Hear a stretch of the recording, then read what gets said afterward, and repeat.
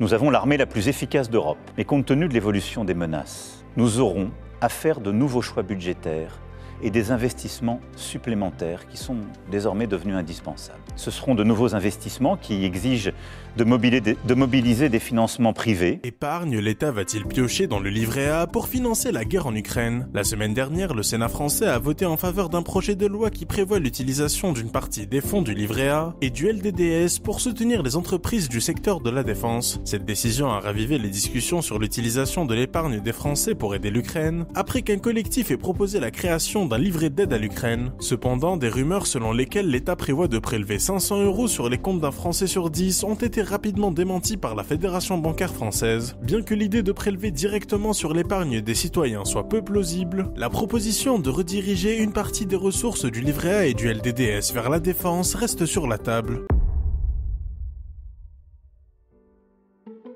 Mais quoi de neuf dans ce monde de progrès, les amis? Que se passe-t-il? Aider l'Ukraine avec notre épargne? On demande l'avis des Français. Louis de Torcy est allé à la rencontre de Français pour leur demander leurs sentiments sur la mobilisation de leur épargne. Oui, pour protéger la paix en Europe, je crois qu'il faudra que chacun tape dans son portefeuille de toute façon. Moi, j'ai pas d'épargne déjà, donc on va pas aller loin.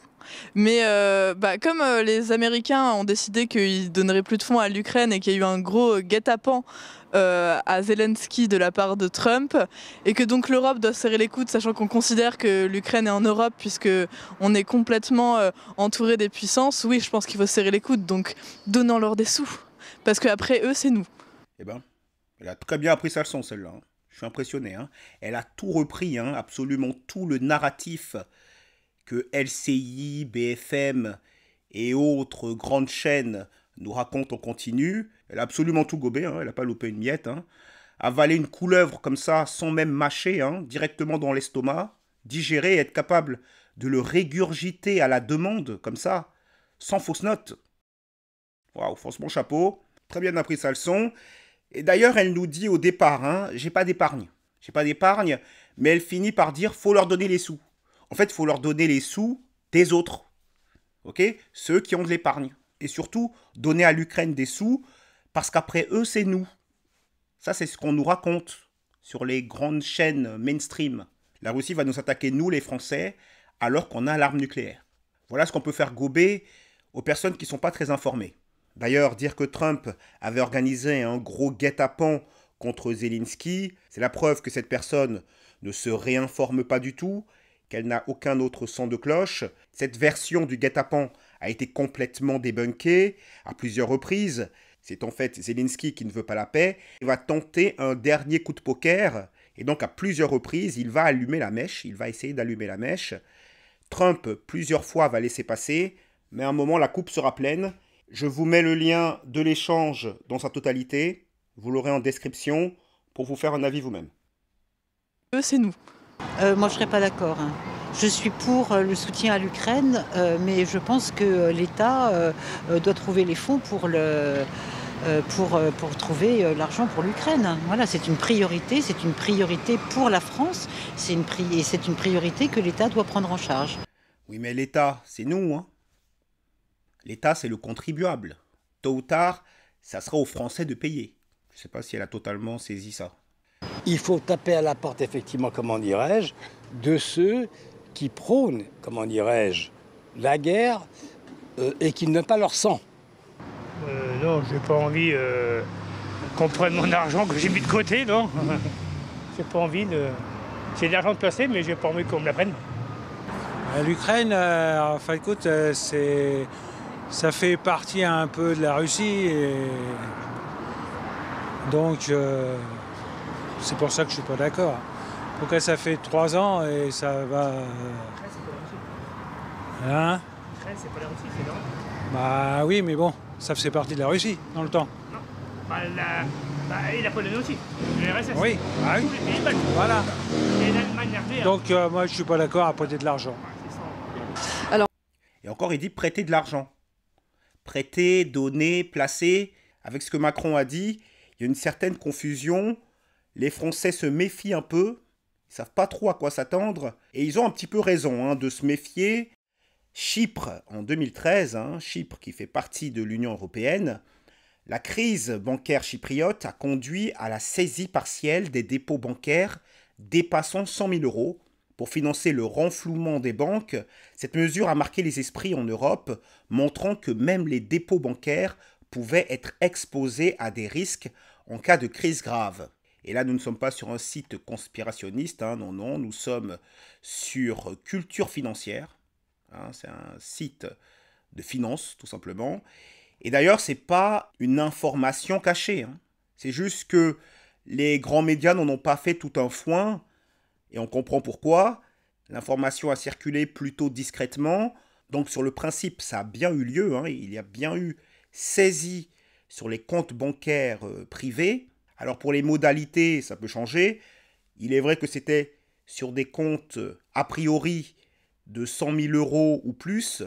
Mais en tout cas, sur le principe, ça a déjà été fait. Donc les Français ont plutôt raison de se méfier. Alors moi, je suis d'accord pour éventuellement placer de l'argent dans des entreprises européennes pour qu'on soit plus forte contre les Américains, parce qu'ils sont pas très cool en ce moment. Et moi, je suis pour soutenir l'Ukraine du fait que si on commence à laisser la Russie prendre l'Ukraine, ben après, ça va être la Pologne, ça va être la Lettonie, la Lituanie, et puis ça va être la guerre, quoi. Donc voilà, moi, j'aimerais bien... C'est déjà la guerre, il faut le dire clairement. C'est déjà la guerre. C'est la guerre parce que la Russie ne peut plus laisser l'OTAN avancer. Et c'est aussi parce que la Russie ne peut pas laisser les populations russophones de l'Ukraine, elle ne peut pas les laisser continuer à se faire massacrer par le régime kievien. Donc c'est déjà la guerre. Honnêtement, moi aujourd'hui je ne serais pas prêt à ça. J'aide aujourd'hui un petit peu ma famille quand il y a des besoins, quand il y a des récoltes. Enfin parce que je suis ukrainien à la base, pardon. Mais j'habite en France depuis de nombreuses années. Et j'envoie un petit peu d'argent pour les aider quand ils ont des récoltes de fonds pour des besoins matériels sur place. Mais je ne serais pas forcément prêt aujourd'hui à donner de l'épargne plus que ça voilà, pour la cause. C'est un Ukrainien, lui, qui parle. Il est ukrainien et il est contre cette idée d'envoyer son épargne à l'Ukraine. Ok, donc on a entendu leurs avis. N'êtes-vous pas frappé par quelque chose? Les hommes ont tendance à dire non, les femmes ont tendance à dire oui. Je ne dis pas que ce micro-trottoir donne quelque chose d'exhaustif. Évidemment qu'il y a des tas de femmes qui seraient contre le fait d'envoyer leur épargne à l'Ukraine. Évidemment aussi qu'il y a des hommes qui seraient prêts à perdre une partie de leur épargne pour l'Ukraine. Je n'en doute pas. Mais il y a quand même une tendance qui se dégage. Les femmes auraient plus tendance à accepter ce sacrifice que les hommes. Et pourquoi auraient-elles plus tendance à consentir à cette aide via leur épargne que les hommes? Eh bien tout simplement parce qu'elles croient, tout simplement. Elles croient, beaucoup plus que les hommes, à ce que les journaux, les chaînes mainstream leur disent. Elles sont plus influencées par le mainstream. Les chaînes mainstream représentent une certaine autorité. En termes d'information, elles représentent une certaine autorité. Et les femmes ont tendance à se conformer plus que les hommes à l'autorité. Les hommes sont plus transgresseurs, les hommes sont plus récalcitrants, plus désobéissants, et ils ont une plus grosse tendance à remettre en cause l'autorité. Ils auront plus tendance à aller sur des sites alternatifs, des sources d'informations alternatives, pour pouvoir avoir un son de cloche différent que les sources traditionnelles mainstream. Et du coup, ils sont tout simplement mieux informés, puisqu'ils ont différents sons de cloche. Ils sont tout simplement mieux informés et donc moins influençables par les médias mainstream. Car avoir plusieurs sons de cloche permet de réfléchir. Hein. L'information, ça se réfléchit.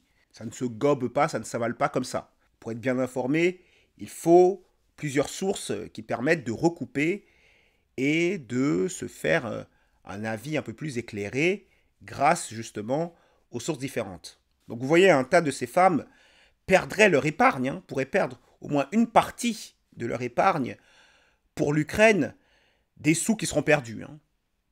Tout ce qu'elles enverront sera fracassé, hein, massacré sous les obus russes, sous les missiles russes. C'est pour ça que c'est important qu'une femme ait un homme dans sa vie. Cette femme que vous voyez là, sûrement qu'elle n'a pas d'homme dans sa vie, ou alors elle a un homme plutôt soumis, hein, les hommes soja, qui sont eux aussi très influençables et qui sont très malléables, hein, qui se font manipuler très facilement par les médias mainstream, où elle a un homme de ce genre, où elle n'a pas d'homme, un homme avisé, un homme qui remplit son rôle de décodeur du monde. Les hommes ont un rôle de décodeur du monde. Les femmes sont un peu plus émotionnelles, les hommes sont un peu plus rationnels. Et si elle avait un homme dans sa vie, il l'inclinerait un peu plus, hein, il l'orienterait un peu plus vers des décisions un peu plus rationnelles. Hein.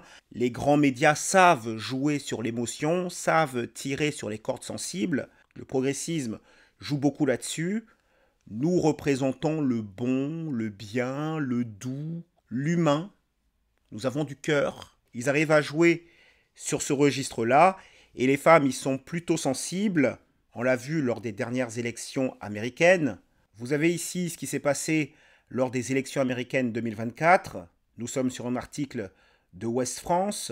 44% des hommes ont voté pour Kamala Harris et 54% des hommes ont voté pour Donald Trump. Chez les femmes, c'est l'inverse.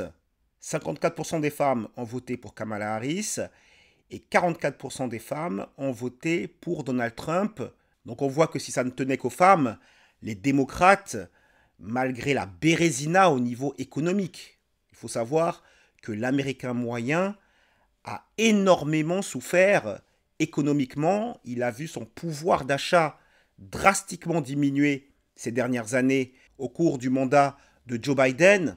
Et on voit que malgré ça, les femmes allaient encore voter pour les démocrates. Et pourquoi allaient-elles faire ça? Simplement parce que les médias ont passé leur temps à leur dire que Donald Trump était un vilain fasciste, un méchant sexiste, etc.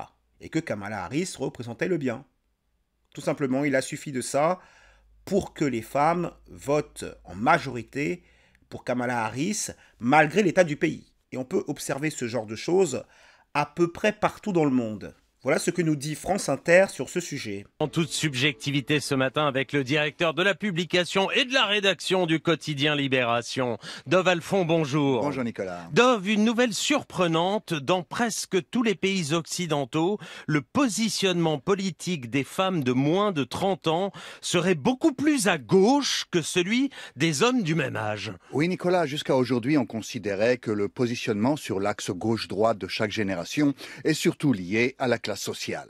Mais analysant des données de l'Institut Gallup dans plus de 20 pays démocratiques, une chercheuse à l'université de Stanford aux États-Unis, Alice Evans, a découvert une divergence idéologique entre hommes et femmes de la génération Z, souvent appelés les Zoomers en réponse aux Boomers. Chez ces jeunes de 18 à 30 ans, les hommes s'opposent à l'immigration, beaucoup plus que les femmes, par exemple, tandis que les femmes soutiennent l'aide au logement, beaucoup plus que les hommes. Dans des démocraties aussi diverses que l'Allemagne et l'Inde, le Royaume-Uni et le Japon, la Suisse et les États-Unis, le constat est le même. Un fossé idéologique s'est creusé entre jeunes hommes et jeunes femmes. Des dizaines de millions de personnes qui habitent les mêmes villes, bossent dans les mêmes lieux de travail, sortent des mêmes écoles et surtout ont le même niveau de revenus, mais votent différemment. Deux exemples recueillis ce week-end par le quotidien britannique Financial Times. En Pologne, près de la moitié des hommes âgés de 18 à 21 ans ont voté pour l'extrême droite, contre seulement un sixième des femmes du même âge. France Inter a des journalistes plutôt de gauche, hein, et ils sont surpris de voir que les hommes et les femmes ne votent pas de la même manière et que le fossé est de plus en plus grand, le fossé idéologique est de plus en plus grand entre les hommes et les femmes. Mais la question qu'on devrait leur poser à ces journalistes, à ces chroniqueurs, ces grands médias, est-il si surprenant que les hommes et les femmes ne votent plus de la même manière lorsqu'on voit comment la gauche pointe du doigt les hommes? Qu'est-ce que les hommes ont à gagner dans le progressisme d'aujourd'hui? Ce progressisme féministe, on va même dire néo-féministe, n'est-il pas complètement logique que des gens ne s'intéressent pas à des mouvements et à une pensée idéologique qui ne leur apporte pas grand-chose? Qu'est-ce qu'un homme aujourd'hui a à gagner avec ces idéologies? Des idéologies qui pointent du doigt l'homme comme l'oppresseur, l'oppresseur de toujours, la femme comme l'oppressée, donc les femmes qui suivent cette idéologie progressiste, féministe, se voient comme une minorité. C'est une minorité oppressée depuis la nuit des temps par les hommes. Est-ce si compliqué de comprendre que pour que des gens vous suivent, il faut leur présenter quelque chose où eux aussi, où tout le monde a à y gagner quelque chose. Et aujourd'hui, c'est un échec cuisant de la part du progressisme qui perd du terrain à peu près partout. On voit ces partis dits d'extrême droite qui ne font que monter dans les suffrages, dans toute l'Europe. On l'a vu aux États-Unis, on le voit assez généralement dans les pays occidentaux. Les partis de gauche perdent du terrain au profit de partis dits d'extrême droite, des partis plus nationalistes, moins immigrationnistes, plus patriotes, moins LGBTistes. En Corée du Sud, lors de l'élection présidentielle de 2022, hommes et femmes ont voté à l'unisson, sauf ceux de moins de 30 ans, dont les hommes se sont fortement ralliés au parti de droite, tandis que les femmes votaient à gauche dans des proportions exactement opposées. En France, le rapport... Et c'est ça le plus inquiétant, c'est le fait que le progressisme est en train de perdre les jeunes. C'est bien plus inquiétant que de perdre les vieux. Les jeunes, c'est le futur. Donc au niveau de la dynamique, c'est très inquiétant pour les progressistes. En France, le rapport annuel du Haut Conseil à l'égalité 2023 remarquait déjà des opinions plus progressistes sur l'égalité des sexes chez les femmes de 18 à 25 ans et inversement une adhésion beaucoup plus forte à des idéaux masculinistes et sexistes chez les hommes de moins de 35 ans. C'est parti, Il fallait que tous ces mots en iste sortent. La diabolisation. Toujours plus de diabolisation. L'homme, c'est le mauvais, c'est celui qui se comporte mal. La femme, c'est celle qui représente le bien. Chez les hommes de moins de 35 ans que chez leurs aînés. Et Dove, quelle peut être la raison de ce grand écart ? Eh bien, le fossé a commencé à s'élargir, Nicolas, il y a moins de 6 ans, donc à peu près à l'explosion initiale de MeToo. Mais les différences idéologiques s'étendent désormais bien au-delà de cette question et sont exacerbées par les réseaux sociaux. De nombreux jeunes hommes évoluent en ligne dans un espace clos de ressentiment contre les féministes. Ah oui, ce sont les réseaux sociaux, évidemment. Ça n'a rien à voir avec le fait que les grands médias ont passé leur temps à pointer du doigt les hommes comme la source de tous les maux de la terre, à pointer les hommes comme les méchants de l'histoire. Ça n'a rien à voir avec ça. De nombreux jeunes hommes évoluent en ligne dans un espace clos de ressentiment contre les féministes, les étrangers ou les pauvres, tandis que les jeunes femmes sont immergées dans des bulles d'algorithmes qui mettent l'accent sur les inégalités sociales. Donc les hommes, c'est juste du ressentiment. Il ne nous dit pas si c'est justifié ou pas. C'est juste du ressentiment contre les féministes qui, elles, les femmes, sont juste sensibles aux inégalités. Donc il continue sur ce chemin. Pour lui, c'est la logique de base. Les hommes ne seraient pétris que de ressentiment. Ressentiment injustifié, puisqu'il est dirigé vers des féministes qui ne sont que des femmes sensibles aux inégalités. Voilà le narratif que nous présentent constamment les médias de grand chemin, les médias mainstream, et ils s'étonnent qu'en bout de course, les hommes ne soient pas intéressés par leur philosophie et leur politique, leur vision politique du monde. Dans les sondages sur certains sujets de société, il y aurait presque 30 points d'écart entre hommes et femmes. Du jamais vu. Et pourquoi ? Il ne nous dira jamais vraiment pourquoi. Sa seule réponse, c'est « il y a les réseaux sociaux ». C'est tout. Il n'y aurait donc pas une génération Z, mais 2 générations Z. Jeunes hommes et jeunes femmes vivant dans 2 mondes de plus en plus différents. C'est tout à fait ça. Les hommes et les femmes vivent dans un monde différent, tout simplement parce que la plupart des femmes, ce n'est pas toutes les femmes, évidemment, je ne parle pas de toutes les femmes, une bonne partie des femmes vivent dans le narratif distribué par l'autorité, c'est ce dont je vous parlais. Les médias mainstream représentent l'autorité pour ces femmes-là, donc elles adhèrent à la réalité que leur présentent les médias mainstream, et les hommes, de leur côté, s'éloignent de plus en plus de ces médias qu'ils reconnaissent de moins en moins comme une autorité au niveau de l'information, comme une autorité au niveau de la vérité, et c'est pour ça que le gouffre est de plus en plus grand entre les hommes et les femmes qui vivent de plus en plus dans un monde différent. Et cette différence idéologique va d'ailleurs compliquer la vie de ces jeunes femmes au niveau relationnel. Elles auront de plus en plus de mal à se trouver un homme avec qui elles s'entendent, parce que trop de différences idéologiques amènent à un moment fatalement à de la mésentente sur des points assez basiques finalement, et du coup nous rentrons dans une espèce de cercle vicieux dans lequel des femmes ont de plus en plus de mal à s'entendre avec des hommes, et du coup, quand c'est comme ça, qu'est-ce qui se passe? On se diabolise de plus en plus, et se diront que ces hommes machos, fachos, masculinistes, sexistes et tous les termes possibles, tous les noms d'oiseaux possibles et imaginables, ces hommes-là, c'est de moins en moins possible de vivre avec eux, et du coup, tous ces hommes-là éliminés, il ne reste que quelques hommes soja, quelques hommes qui adhèrent à la cause féministe. Malheureusement, ces hommes-là, elle trouvera justement que ce sont des hommes qui manquent de colonne vertébrale, qui manquent de caractère, qui manquent de structure, d'ossature. Ce sont des hommes qui se font plutôt guider, qui ont plutôt besoin qu'une femme les guide, plutôt que d'être le leader en qui les femmes pourraient avoir confiance, justement. Qu'on le veuille ou non, dans cette société féministe et gynocentrée, les femmes ne sont pas faites pour être avec des hommes qu'elles doivent traîner, des hommes avec qui elles doivent se comporter un peu comme si c'était elle la maman, comme si c'était elle le guide dans la vie. Une féministe peut au départ trouver ça très bien, mais au bout d'un moment ça va la gaver et elle va se mettre à chercher un homme supérieur. Les femmes sont faites pour aller vers les hommes qu'elles identifient comme supérieurs, et cette fissure, cette séparation, ce ravin idéologique qu'il y a entre les hommes et les femmes ne va pas du tout arranger les choses, ne va faire que grandir, s'auto-alimenter.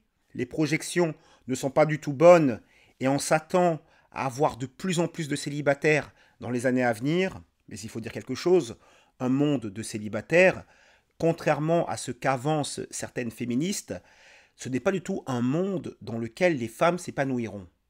Les femmes sont faites pour courir après l'engagement de l'homme capable. C'est ça le leitmotiv, l'objectif naturel d'une femme. Une femme ne s'épanouira pas dans un monde où il n'y a plus d'engagement, où il n'y a plus de couple, où il n'y a plus que des histoires d'un soir, que des plans, des petites amourettes, des histoires sans lendemain. Ce monde-là n'est pas du tout bon pour les femmes, et je vais vous dire, il ne sera pas non plus idéal pour les hommes.